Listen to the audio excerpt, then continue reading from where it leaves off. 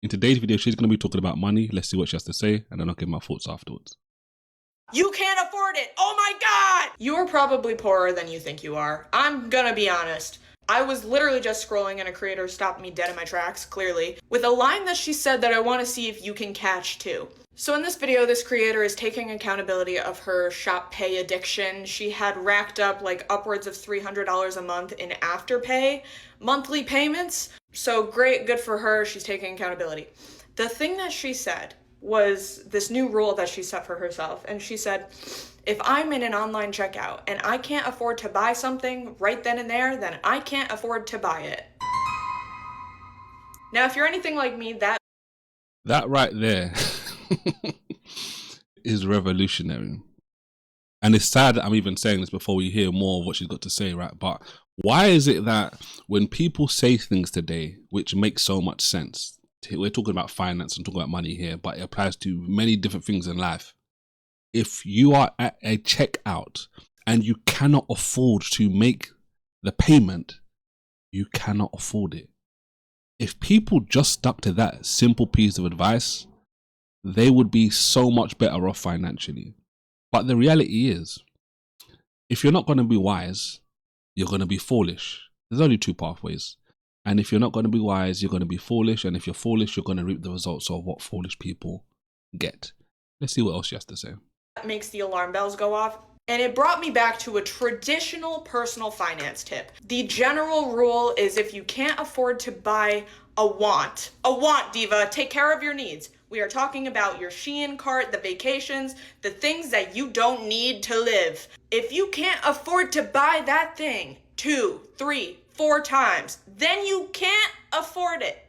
Not if you can't buy it right now. Oh my God, Afterpay has literally melted your brains. And also, mind you, this is like considering the wants portion of your income, which is generally recommended to only be like 20 to 30% of your income. Girls out here will be spending 80% of their income on overconsumption wants and still adding Afterpay on top of that.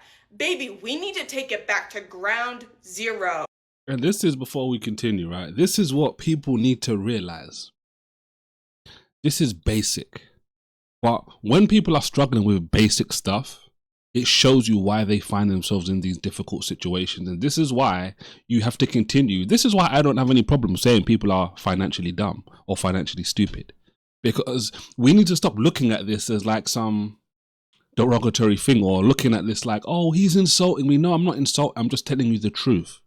The truth hurts sometimes. But you know what's great about the truth? It may hurt you for a season, but it's going to heal you and help you long into the future when you start using it. You see, living by simple concepts. She says, go back to ground zero, guys. This isn't rocket science. This isn't something that only people that are planning to go to the space are going to learn about. This is basics. If you do not have the money, and like she said, which was powerful, if you don't have the money, not only just today, but projected out months into the future, you don't need to be buying this stuff. And she's highlighting it. We all have necessities, the needs. You need food, a certain amount of food, right? You need water. You need a house. There's things that you actually need to function and to live life. Then there are a lot of things which are wants, or as I like to say, doodads, right? There are doodads. There are things which are designed just to make you spend money when you shouldn't really be spending that money. And I mentioned this in a previous video, right? There's so many tools, there's so many systems out there which can help you. This is what I do, right? I mentioned this before, I mentioned it. Every time I spend money, I write it down in a note in my phone, right? That builds the habit of me being familiar and aware of what I'm actually spending money on. But secondly, it gives me a journal or document which I can then at some point in the future transfer over to our family financial document, our financial spreadsheet, where it has all the necessities, if you want to call it that, right? The things which come out every single month, And then we also have things which we pay for, which we spend money on, etc. And I want to know all of this stuff. And it's important that we know as a family what we're spending money on, how much we spent on one particular thing, for example, if it's big enough, throughout the whole year. And we want to look at like the notes, and we want to think about what were we thinking, what were we feeling when we were going through these situations. For example, right, there was a month where I was writing things like, it just feels like everything was hitting me financially this month. It definitely felt like spiritual warfare. I'm breaking all this stuff down, and you know what, at the end of that, I'm like, I start listening out different things, and I'm like, you know what, but we succeeded, we prevailed, God brought us through. And that's evidence, that's help, that's going to help us long into the future when we find ourselves in those situations again where different things are happening and we're able to pull through. These are the kind of things which may hurt for a season, you realizing, oh wow, I'm spending way too much money. Oh, did I really spend this amount of money this month on takeout?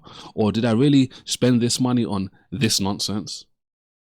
To the point where you start looking at it and you're like, wow, another month of all my bills paid. And we saved some money. And we invested some money. And this is where we invested it. This is where we spent it. This is how we're able to bless people.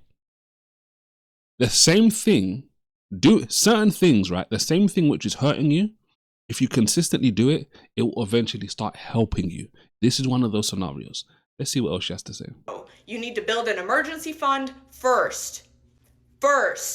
So we aren't relying on credit cards and Afterpay. Then automatic contributions to the investment portfolio. Grow your money. Be stingy with it. I love money. I love my money. I'm cheap. If I can afford something 10 times, I'm not buying it. Spend like a week learning personal finance. I have older videos in this playlist if you want to learn a little more, or I'm adding more articles to my blog because I'm so passionate about this. But if you can't afford to buy something in the moment, duh!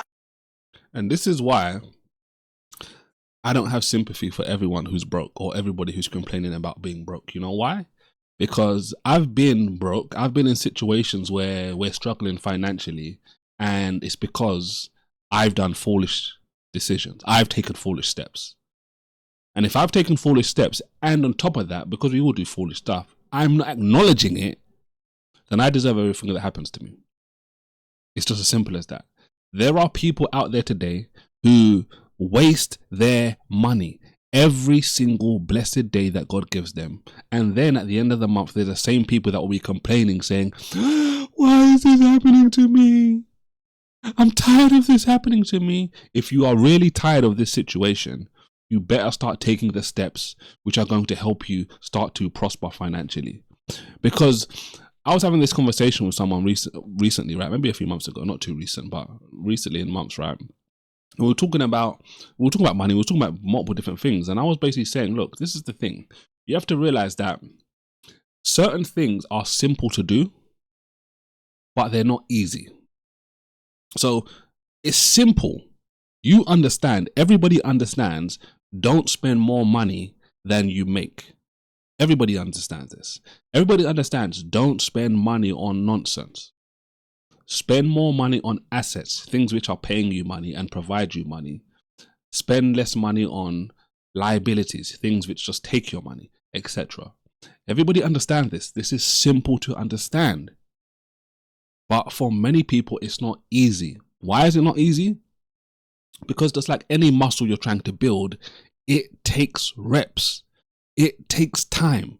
If you are not going to spend the time it takes in order to put yourself in a position where these things are not only simple, but easy because you've been doing it, this is why it's going to be difficult. So you know what that tells me? The things which are hard that I know I need to do, I need to start them as soon as possible if I haven't started them already. And if I've started, I need to continue doing them, because the more I continue to do them, the better things will be for my family in the long run. Guys, don't forget to like today's video. Don't forget to subscribe. And as always, don't forget to react righteously. God bless.